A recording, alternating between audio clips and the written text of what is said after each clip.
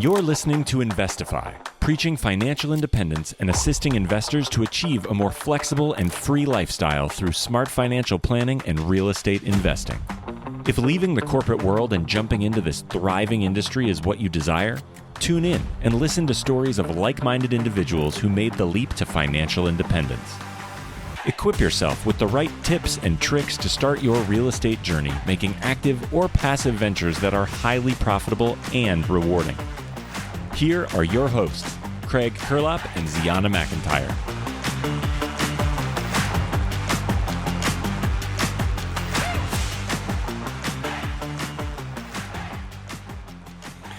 What's going on, everyone? You are listening to Investify. My name is Craig Curelop, aka the Fi Guy, and I'm here with my co-host Zeona McIntyre, aka Z. How you doing today, Z? I am doing so good, and I'm really excited that today's guest is talking about Airbnbs because I am in the process of selling a B&B and buying another one, and we talk about the recession a little bit, and it freaks me out. Just what are you gonna? it is one of those things. What happens if my little plan doesn't work out? It's always scary What are you to gonna? buy real What, estate. what are you gonna do if you can't do Airbnb? What's your plan B? B B and B B B B. Beep, beep, beep. I don't have a plan, beep, beep, beep. But you know what? I think it's positioned really, really well. So this house is located just an hour and a half from Seattle. And I think that the type of guests and the amount of money that is around there, people will always be wanting to do drive to destination stays. So my whole thought is that if we hit a recession, people may not be flying to Hawaii and those kind of grandiose vacations, but they will drive somewhere cool by the sound and do a kayaking trip and, get out in nature. So here's hoping because And if they don't have jobs, if they don't have jobs, they don't have anywhere else to go, so then they can just go on vacation, right? Yeah, sure. That's a I don't know. Fail-proof plan. I don't know. We'll see what happens, right? You will, and I'll let you guys all know how it happens. You follow Zeona's story at Zeona McIntyre on Instagram. That's right. Anyway, speaking of Zeona McIntyre on Instagram, we got a guest today, Jake Cohen. He talks a lot about, he kind of interesting start getting into like a hotel, basically right away, and then how that transitioned into him kind of falling in love with the Airbnb short-term, medium-term model. And he talks a lot about, how do you get more out of your property, the big rehabs that he did, and just his story through the whole thing. So I think it's a really fun episode. So Z, anything you want to say before we bring him on? I think we should just get him on. Hey guys, if you're thinking about becoming a real estate agent like us, you might want to go to Kaplan. That's where I got my license, and I found that they made all this really dull information actually kind of interesting and very memorable. So if you're looking at getting your license, see if they have your state. They cover a lot of states, but not all of them. And if you want to get a little discount, use our code INVEST2. So the word invest and the number 2. Thanks, guys. Jake Cohen, welcome to the show, my friend. How you doing today? Doing great. Thanks for having me, Craig, Zeona. Happy to be here. Oh, man, I hear you have a fun story to tell us ahead. And so why don't we kick it off from the very beginning about when did you first hear about financial independence? It's a little hard for me to pinpoint the exact moment when I knew about financial independence because I feel like financial independence has somewhat been a part of my life for a long time, although I did not call it financial independence. I remember when I was about 10, my grandpa was explaining price to earning ratios to me on stocks. He gave me a book, a big book. See how I can do this so you can see me. It was a large book, and he told me to circle all of the stocks that had price to earning ratios above 10, and those were the ones we were going to look at. Is your grandfather Warren Buffett? He's not Warren Buffett, but he did well investing in stock, so that was kind of my first introduction, I feel like, to what is a stock and what can a stock do for you. And I found out later in my life that my grandpa did very well investing in stock, and that's how they made a lot of their money. And as I grew up, my parents actually house hacked. So the first house that I lived in, we had a basement apartment, and they rented out the basement apartment. And then we bought a bed and breakfast, and we lived in part of the bed and breakfast, and we obviously had guests in the rest of the bed and breakfast. So my whole life basically was an introduction to FI. And I think when I actually realized FI was FI, I was probably about 32 ish. And I was listening to Bigger Pockets Money podcast. And I think it was episode like 5 or 10 or something like that, very, very early on. And they introduced these guys from Choose FI. And Choose FI obviously has grown huge since then. This was, I think, their first podcast that they were on at that time. And so I started listening to their episodes, and I took the deep dive. I think I've listened to probably, I don't know, 1,000 FI podcast episodes now at this point. So I feel very well versed. Wow. So your story, you come from like a very early version of like financial savviness in your family. So very lucky and very, I think that's awesome that you were able to grow up with that and kind of see your parents' house hacking and kind of, hustling as well. And so is that, you heard Choose FI around age 32. Is that when you started taking action for things yourself? I invested prior to that. I actually house hacked when I was 22. I moved into a hotel and managed the hotel, and got free rent by managing the hotel. And from there, bought my first house when I still lived in California, and just kind of continued to grow. I didn't do a whole lot of stock investing at that point because I didn't have any money. But eventually, when I started to get real jobs and made a little more money, I was able to do some stock investing. Okay, I really need to hear about the hotel. Like, how do you move into a hotel and then get free rent? That sounds super interesting. It is super interesting. It's not quite as weird and crazy as it sounds because my parents owned the hotel, but my parents owned a bed and breakfast as I was growing up, as I said. When I was graduating from college, they decided they wanted to have 2 locations. The first location was in Lake Tahoe. That's where I grew up. The second location was in Palm Springs, California. So they bought a 1950s theme hotel and decided they were going to renovate the hotel, reopen it, do the bed and breakfast thing, and it was going to be great. The only problem was when they bought the hotel, they found out the manager didn't want to stay, and suddenly they were stuck with a hotel 500 miles away from them and no one to run it. So Jake had just graduated college, and I said, sure, I'll go down there and manage the hotel. And it was quite the experience. I did a big renovation and went right in and learned from the hard knocks because we went right into a recession, and it took us about 5 years to get through the recession and recover. So this was in 2008. A little crazy. Wow. So what Craig doesn't know, because I know you a little bit, Jake, is that Jake takes on a lot of Airbnbs that need a ton of renovation. He's just like the guy that takes on the Airbnb that needs like 250K. He just like totally breaks it down and starts all over again. So this all makes sense now. It's like coming together where I'm like, oh, okay, this is not your first rodeo. This is like literally where you slept and breathed. You were raised in that. I'll blame my dad for it.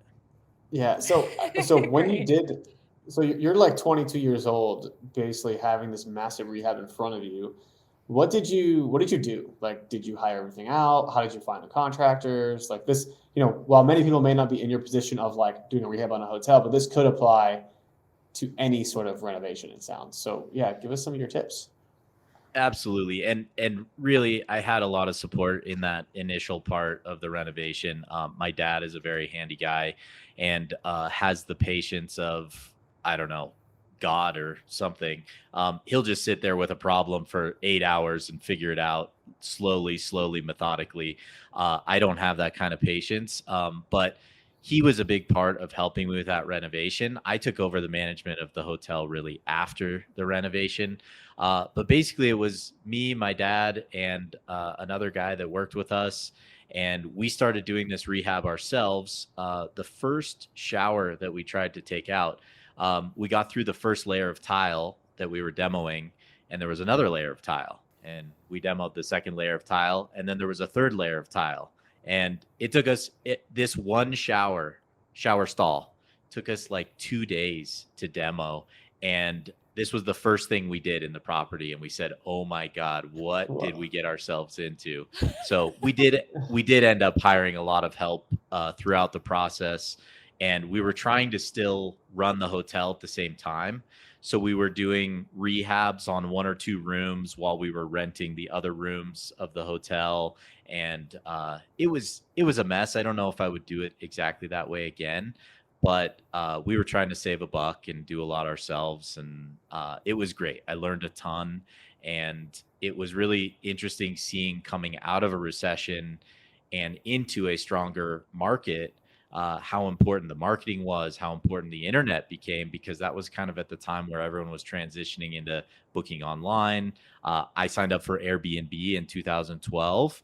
I had no idea what it was at the time, but I had the hotel at that time, and I thought this would be interesting. I never got one booking from it, but all of these things are now things that have built the experience that I have now. I'm curious about the recession as a hotelier, because for me, being in short-term rentals, I'm sort of scared of the next recession. Like maybe it'll be just like minor and it won't be a big 2008, but it feels like it's been coming. It's been trying to come for a long time. And so I don't know, but do you have any words of wisdom, or how are you preparing your properties for a potential recession? Yeah, I think just the biggest thing is don't overextend yourself, which is exactly what we did not do. We totally overextended ourselves and went straight into that recession. So it was really, really difficult. We were really worried about losing both of our properties at that time, because we had taken out hundreds of thousands of dollars of loans, and we were basically unable to pay them back at that time because business went in half. I think for established businesses, it's not as big of a deal, but we were trying to start over as a new brand, higher price point, totally different product than what we were offering before. And that made it really, really difficult. That being said, going into this next recession, whenever it comes, I agree with you. It seems like it's coming. Seems like it's been coming for 5 or 10 years now. But I definitely would say make sure you have lots of reserves. Be ready for anything, and don't commit yourself to huge projects in the future until you have the cash to back them up. So it's interesting, right?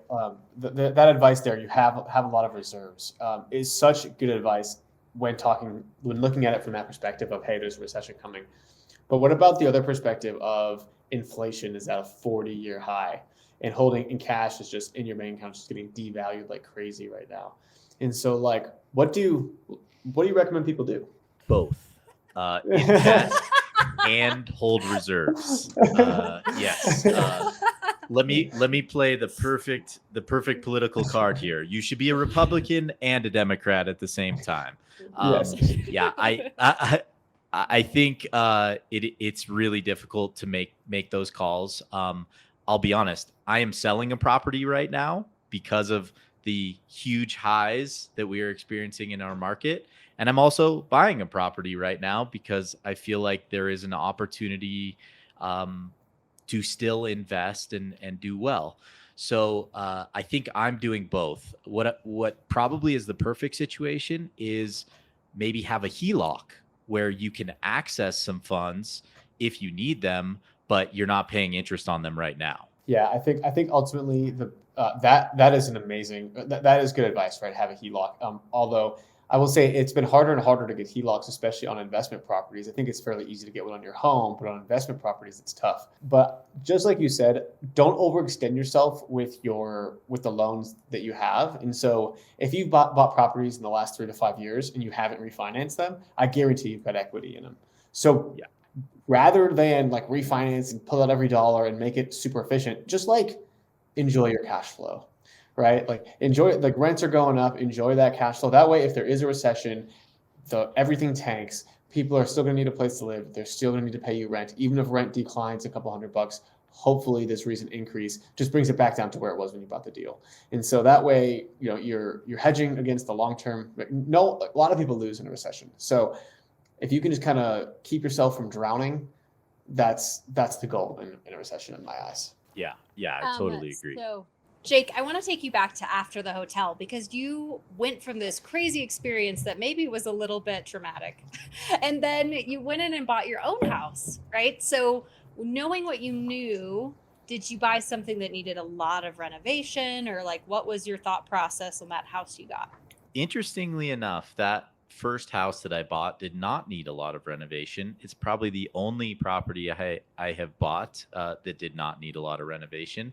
But at that time, I was living in Palm Springs, California, and Palm Springs was going into this recession. I was starting to have a little bit of cash flow, and I wanted to have a place of my own. So I bought this place in Desert Hot Springs, which is just barely 15 minutes from Palm Springs, for $108,000. It was in a country club. It had a golf course. It was real nice.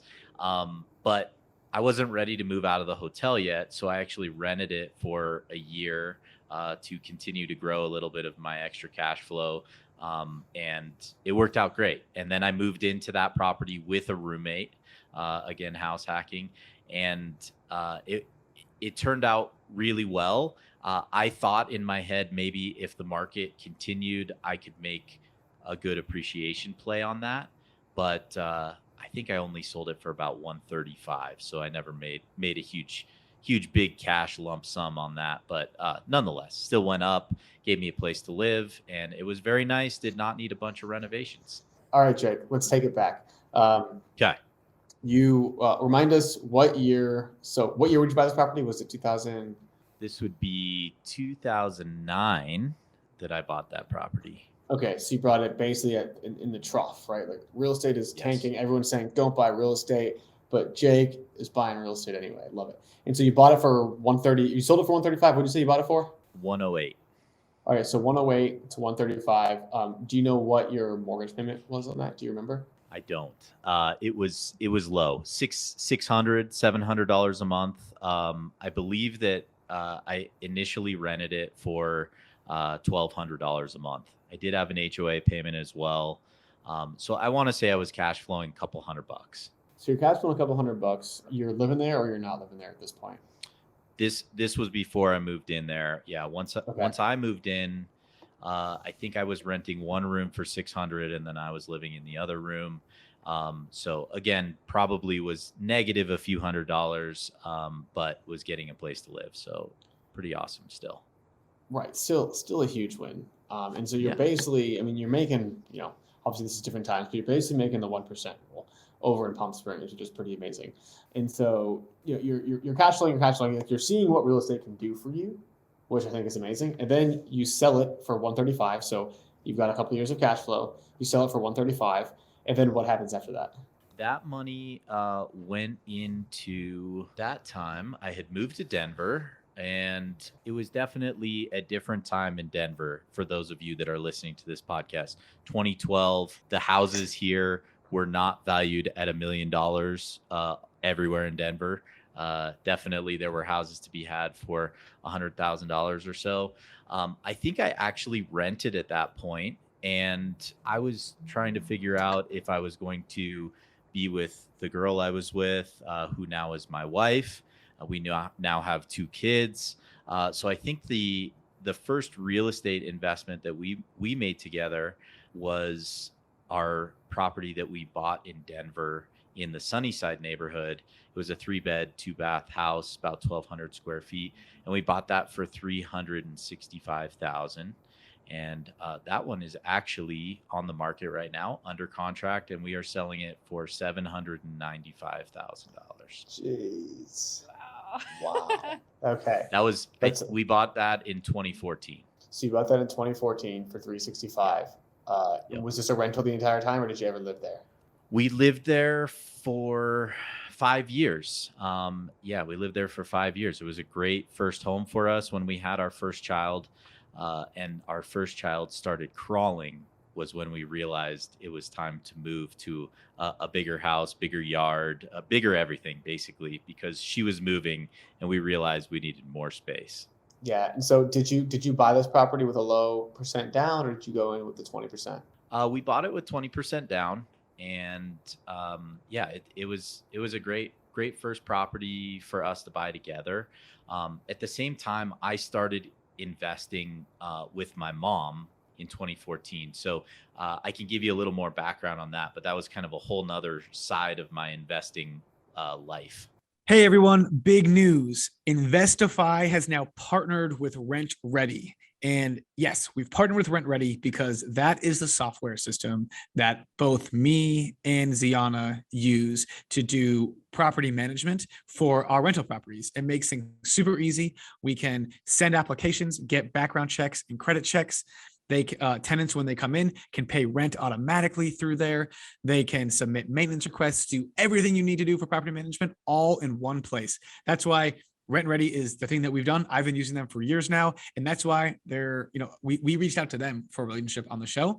And so again, super excited to have them on board. If you go to rentready.com and use the code Investify, you'll get 50% off your first 6 months. That's right, 50% off your first 6 months if you go to rentready.com, sign up and use the coupon code INVEST2FI.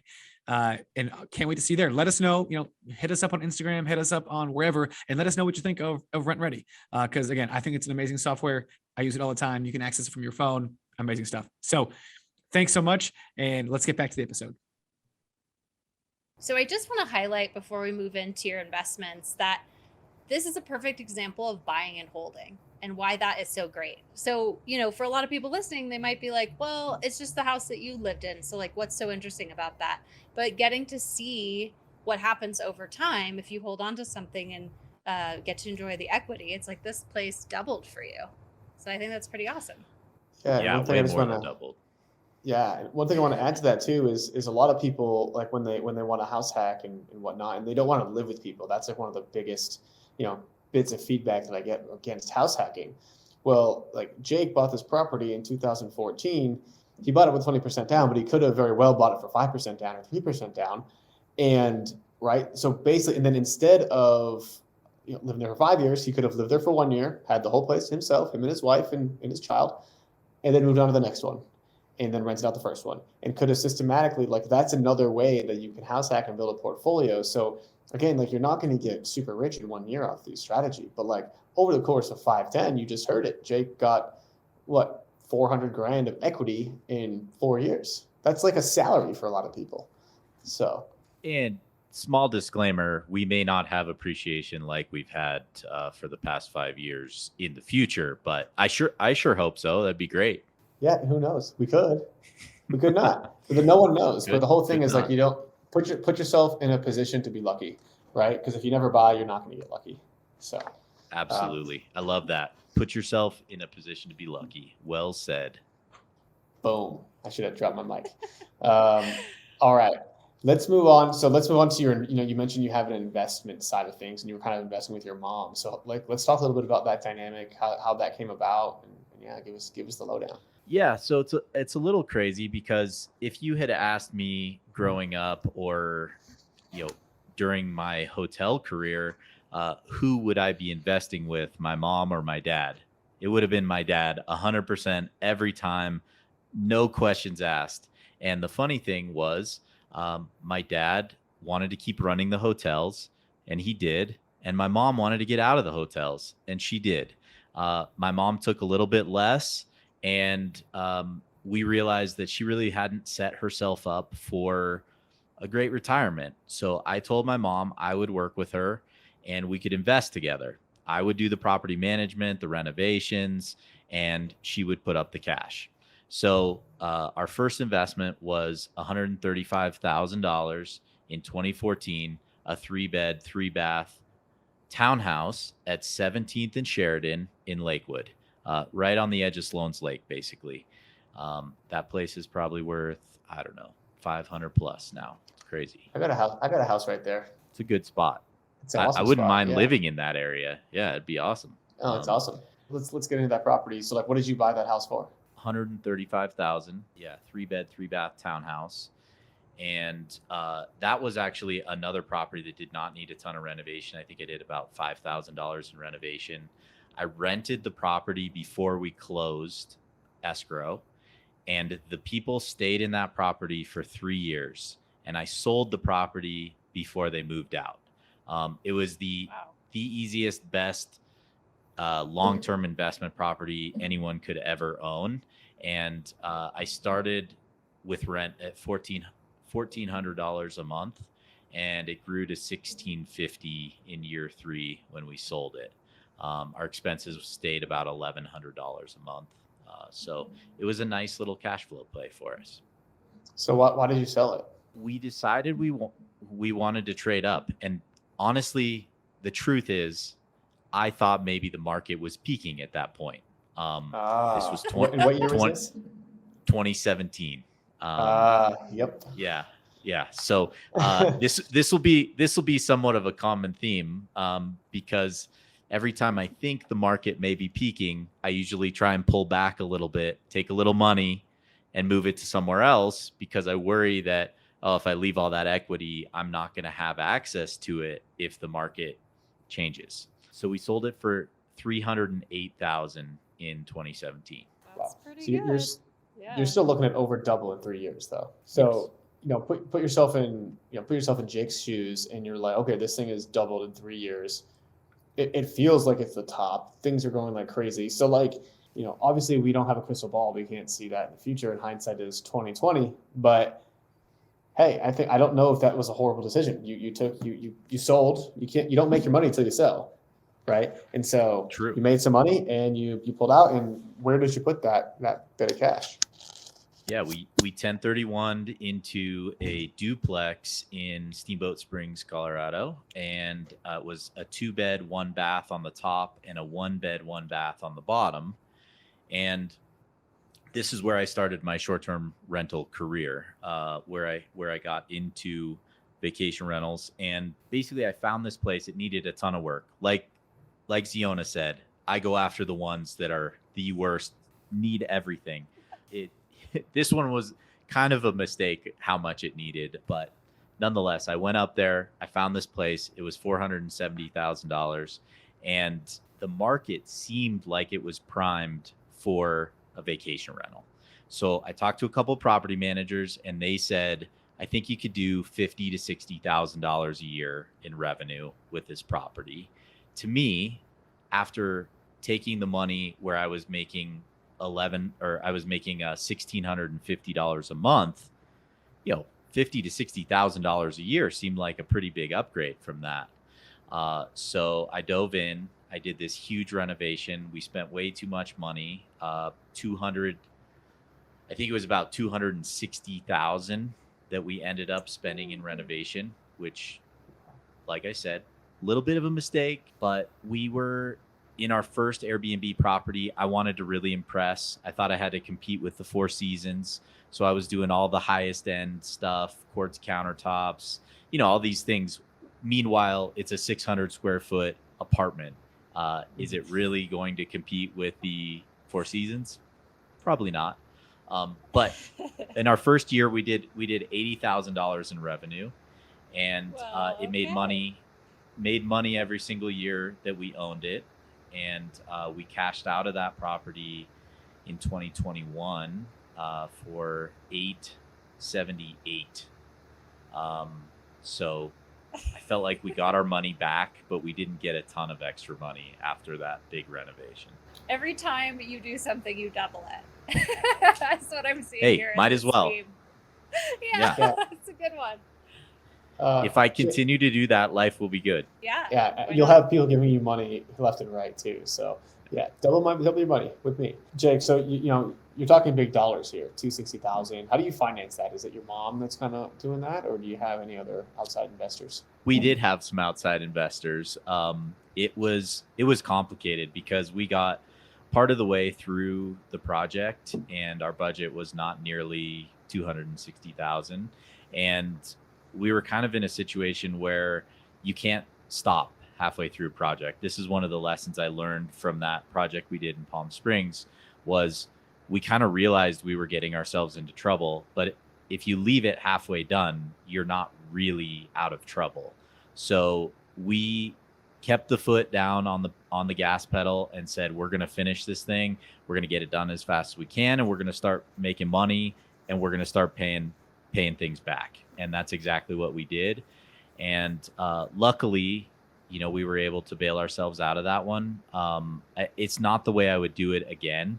If I went into it now with the knowledge I have, I wouldn't have gotten myself into that same trouble. But that's how we learn.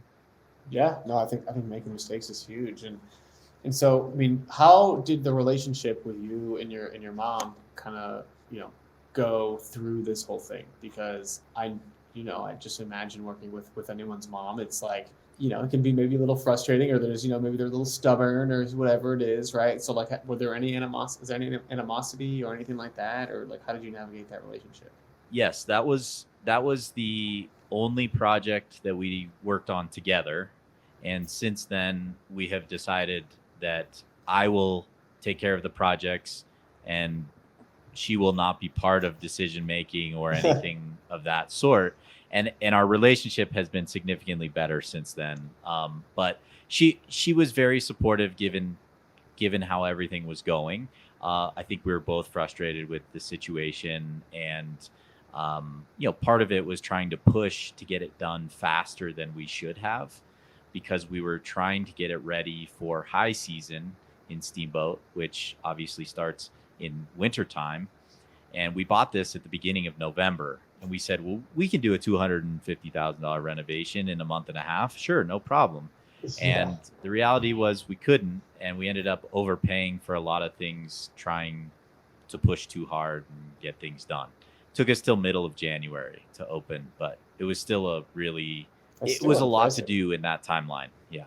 Yeah. Wow. Damn. I mean, it's still like 2-3 months, $206,000 rehab, not to mention it snows like crazy. So getting trucks and stuff up to wherever the heck that house was. Yeah, it was a challenge, but like I said, maybe wouldn't do it that way again. So why don't you give us a rundown of what your portfolio looks like now? Because we don't really have enough time to kind of go deep dive into everything, but I know you've gotten quite a few of after that. Yeah, so we own a midterm rental in Lakewood, is our former primary residence, 4-bed, 3-bath, and it's currently rented for $5,000 a month. And Wow. that's kind of your model of house hacking that you were talking about when we were talking about our Denver property. We lived there for 2 years. We moved out, and now it's a great rental for us. We make more than double our mortgage, and I think that midterm rental market is so cool because it's such an underserved market, and it seems like it's pretty easy to break into right now. Yeah, so we have that. We're selling the place in Denver.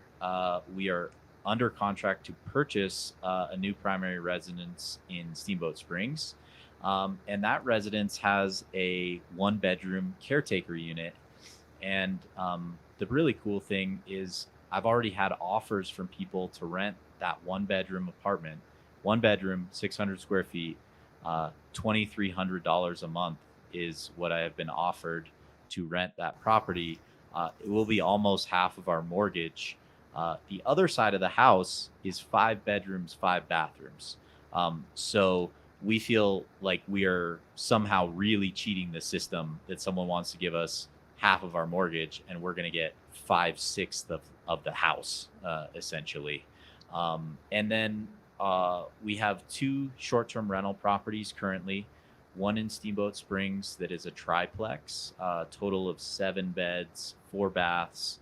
And that one we paid $645,000 for. We did $300,000 in renovations, and we did a refinance in 2021, pulled all of our money back out. That property did $185,000 in revenue last year, and it's on pace for about $225,000 in revenue for 2022. So how much, just to that's a lot, right? How many, would you say, like, how many units do you have? And then how much passive income would you say you get from those units? It's a moving target right now. I just transitioned from a job where I was earning a W-2 income as a firefighter. So this is the first year that I'm trying to actually support myself and take money from the properties. I've been paying my mom $3,500 a month for the past number of years. So she put in $350,000 initially. She earns 10% on that no matter what, and her payment goes first. I'm now at a point where I'm taking $5,000 a month for myself. I have a feeling that by the end of the year, we'll be more comfortable taking more than that. But I wanted to make sure that we have enough reserves and everything is set up well for us before I take more. Yeah. So it sounds like these properties that you have probably give you somewhere between $10,000 and $20,000 a month of passive income after expenses are paid, which is that number. That's the number for a lot of people, financial independence. And so like if you've got 6 or 8 properties and you do this medium-term rental stuff, like that can get you there much quicker than maybe a long-term rental would. And so I think that's kind of the point I'm trying to do here is if you are trying to move faster, you got to think creatively. Is it medium-term rental? Is it rent by the room or Airbnb or whatever? Sure, it might be a little bit more labor intensive, but you mind trying to find tenants every 3 or 4 months, or do you want to work a W-2 job for the next 40 years, right? Tell me what's more work. And so, yeah, I think that's great. Yeah, 100% agree. And that's kind of the situation we came to. We bought a 4-plex in between this and have since sold it in Denver. And I realized from running that 4-plex that long-term rentals were going to make me rich eventually, but I was still probably going to work till I was 60 or 65 to get to that point. And by transitioning into the short-term rental market, I was able to accelerate that extremely. Basically, my mom and I started investing 7 years ago in 2014. Sorry, 8 years ago now. And she put in a total of $350,000. Our equity position is now probably close to $2 million. And like you said, we're earning somewhere in that $10,000 a month range in passive income. And I'm now able to make the decision if I want to make that my primary job, I can. If I don't, I can still go back to my W-2. And I've been running all these properties while I've been at work, having 2 kids with my wife working as well. So it's definitely all possible. Takes systems definitely to get to that point. Yeah, and that's a great segue because I know that you have been working on a course. And one thing that I love about short-term rentals is that there are so many great systems and automations, and hopefully the medium-term space that's going to get kind of transitioned into sooner or later. But would you like to just share a little bit about your course before we kind of wrap up into the final part of the show? Yeah, I'd love to.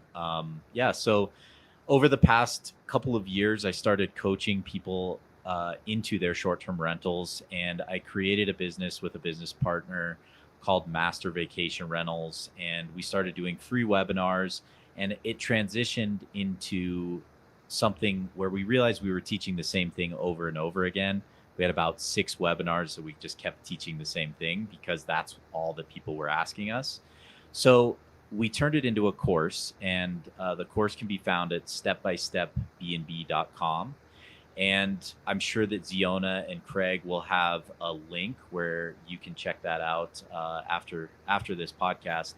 But basically, what I tried to do was take my brain, take all of the things that I've learned over the last 5 years of running short-term rentals, and put it into a course.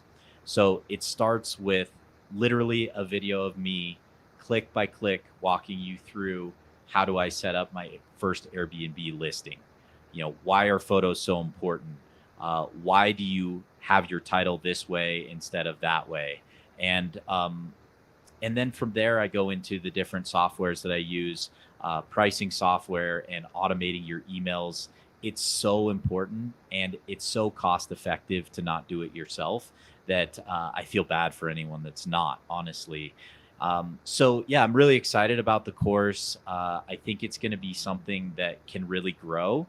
And what we're going to do is we're going to have some online Q&A sessions 2 a month where everyone can hop on and ask any additional questions. And from there, I'll build additional modules to the course so that hopefully eventually everything is there, and you can walk through it yourself and get yourself up and running and be super successful and leave your W-2 job if you want to. Awesome. Perfect. Yeah. I think the coaching is something that is, super helpful. It's just investing in yourself, and it always just accelerates the process. So if you know Airbnb is the way to go, definitely check out Jake's program, and I'm sure it'll save you. Jake, how much is it? How much is the course? $450. $450. I bet you make that back by getting it up 1 month sooner. If he can get you 1 month sooner, I bet you make that more than $450 back. And so I make a lot of purchases with that justification.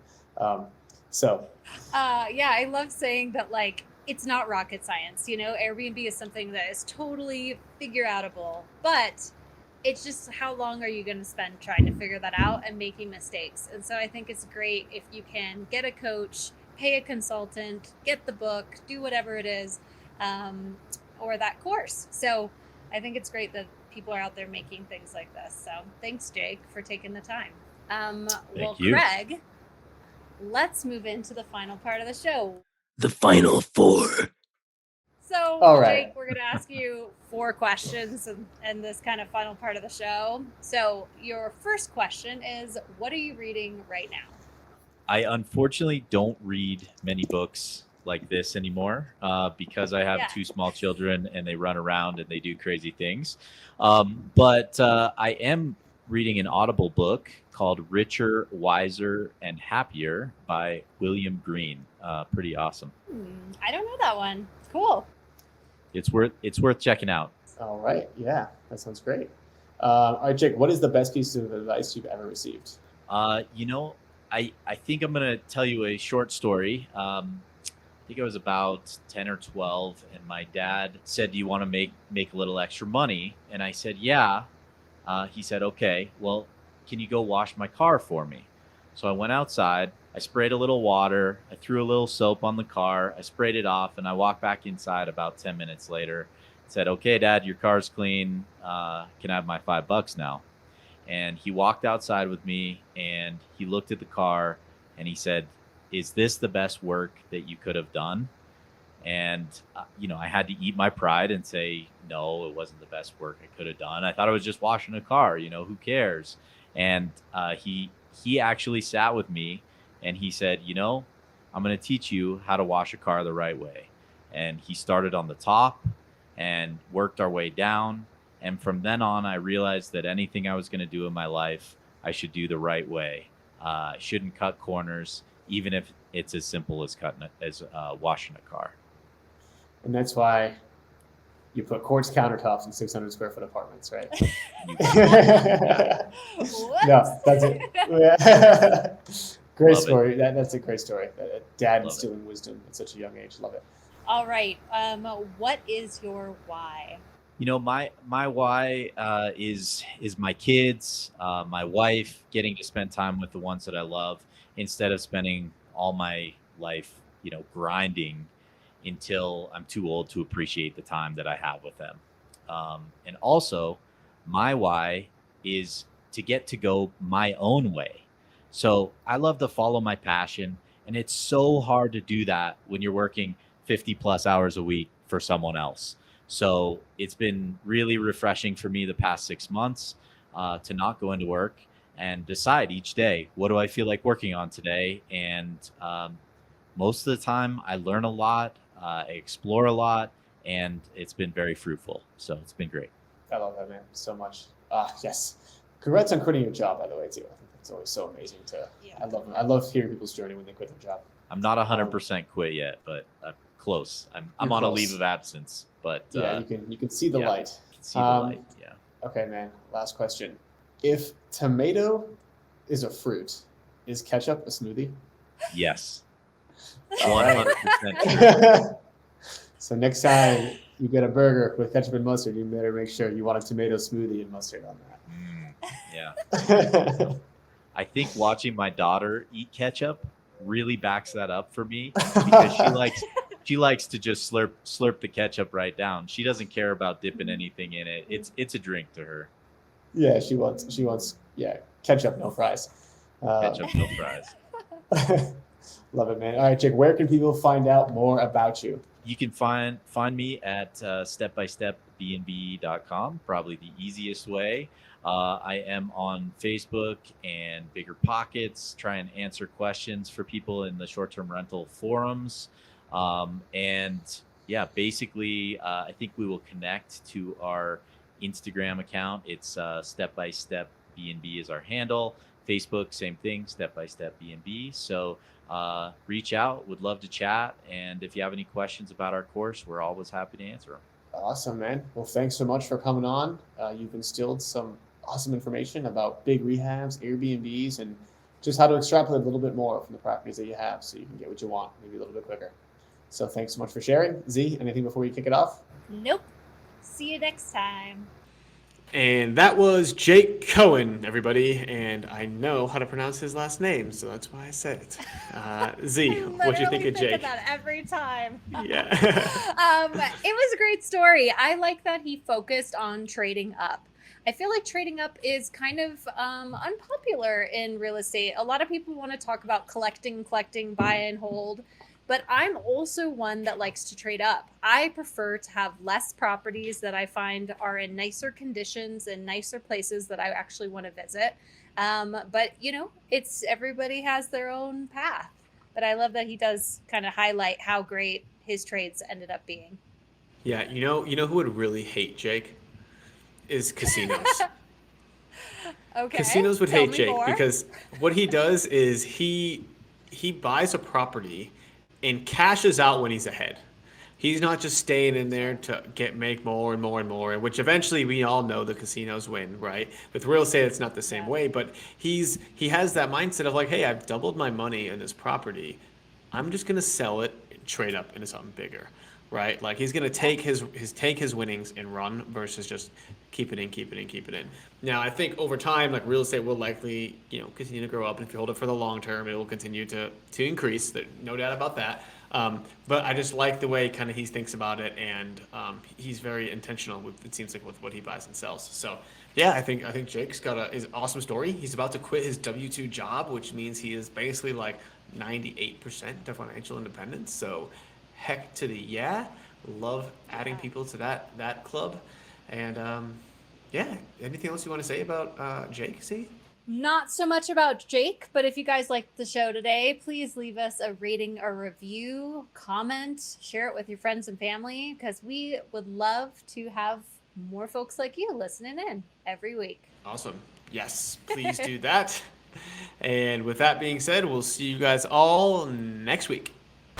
That's it for this episode of Investify.